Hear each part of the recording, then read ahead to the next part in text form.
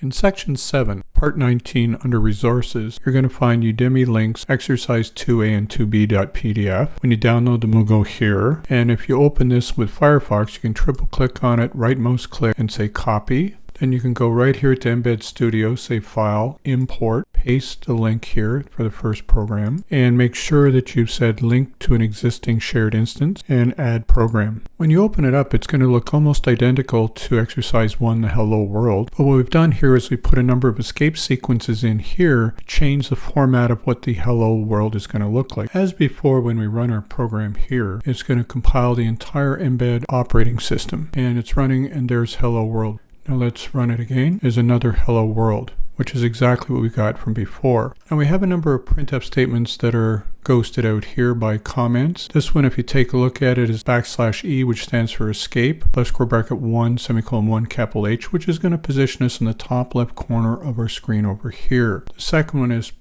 \E, which is escape, left square bracket 0M, which is going to shut off all attributes. Escape, left square bracket 2, capital J, which is going to make sure the entire screen is going to be cleared and also have no attributes set up. The next one is going to say \E, which is escape, left square bracket 1, bold, 3246M, which is going to set green letters on a cyan background. And the last one here is escape, left square bracket 12, semicolon 40, capital H, which is going to position us 12 rows down and 40 columns over. So let's uncomment the first one here, because what we want to do is actually position the cursor right up here at the top, see what happens here. And even though it did print it here and it'll continue to print it here, it still has some stuff left over from before. So every time I hit the reset, it's going to just print it here, but we still have some residual stuff here. So what we want to do is actually uncomment this one, which is escape, left square bracket 2J, which is going to clear the screen. And let's see if that clears things up a little bit. So you can see Hello World here, and every time I hit the reset to run it again, it stays in the same place, which is great. What I'd like to do now is actually move it down to row 12, column 40. So let's just take this out and run it up here. And we should see Hello World down here, and there it is. And what we'd also like to do is actually have it in bold green letters on a cyan background where it is here. So let's uncomment this one here and run this up. And that is perfect, except for one thing. If we run it again, it's going to make the whole screen cyan, which is a light blue, and we don't want that. So if we uncomment the last one here, which is going to say every time I come around and run it again, I'm going to shut off all attributes at the start. Let's run it up and we'll see that indeed we're going to get exactly what we want, and there it is. And it doesn't matter how many times I run it by hitting the reset, it's going to do exactly this. Now this time I'm going to go back to Firefox. I'm going to triple click on the second one, and I'm going to right mouse click and say copy. It seems to be getting a little tight here, so I'm just going to close these ones here, and I'm going to say File, Import.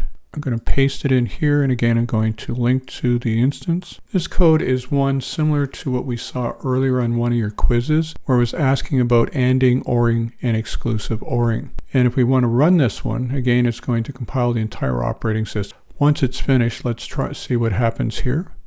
And we see these up here, so it's already run, but all we have is the Hello World. And there's a couple things we have to do to fix that up. We want to get rid of the Hello World here, and we want to make sure that this is going to come to the screen. I hope you guessed some of the things we have to do. The first thing we want to do before we do our printf up here is we want to printf, quote, \E, left square bracket 2J, to make sure that we clear the screen so we don't get the Hello World or anything coming up from a previous program. The other thing is, the reason why we didn't get any output here is because we forgot to put in the flush standard out. And we see everything that we want to see, sort of, but some of the things that we had in our last program, the background colors and so forth, are affecting what's going on here. So we're going to have to add a little bit more in here. Now, a couple of things we forgot to do if we're clearing the screen, we better make sure before we clear the screen that we shut off all attributes. So let's just move this down, and up here, we're going to put in printf, quote, \E, left square bracket 0, small m, to shut off all attributes from before. The other thing that we'd want to do as well is to position the cursor so it's going to be in a specific place. So I'm going to say printf, \E, left square bracket, say row 3, semicolon 1, capital H, which is row 3, column 1. And we can see here that this is a lot better. And it says A equals and says %x, which is going to take the value that's in A here, and it's going to show it on the screen in capital letters in hex. I can go here, and I can do a \E, left square bracket 41, small m. What that's going to mean is that it's going to print the A equals BE in a red background.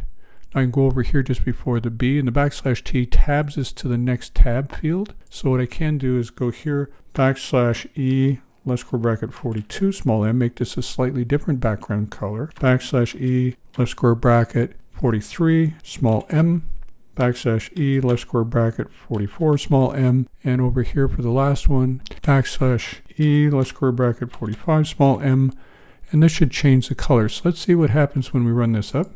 And we can see that we've got all these different colors now, highlighting the values in the variables. Now with a little work, we can take what we've got here, which is this part here, and format up all the other stuff, such as what A is equal to in binary, what B is equal to, which is just something in a printf, which is part of what's in the actual program. And then we've got hex output here, and we change it to decimal output. Instead of doing %x, we did %d for these. So we have the ability to do some pretty fancy output formatting with various colors and positionings and so forth by just using our ANSI escape sequences.